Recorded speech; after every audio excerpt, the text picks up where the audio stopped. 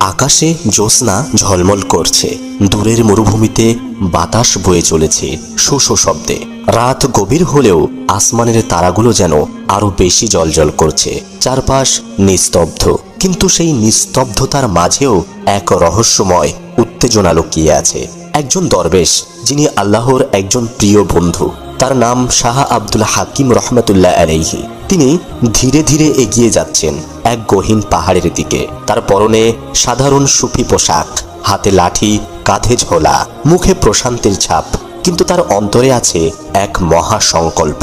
আজ রাতে তিনি প্রবেশ করবেন এক অভিশপ্ত গুহায়, যেখানে এক তান্ত্রিক বহু বছর ধরে কালো জাদুর সাধনা করে আসছে। বহু মানুষের কান্না আর হারিয়ে যাওয়া প্রাণের ইতিহাস আছে এই গুহার ভিতরে। এরপর দরবেশ সেই গুহার পাশের একটি গ্রামে গিয়ে পৌঁছালেন, এবং গ্রামের লোক যখন জানতে পারে তিনি ওই গুহার ভিতরে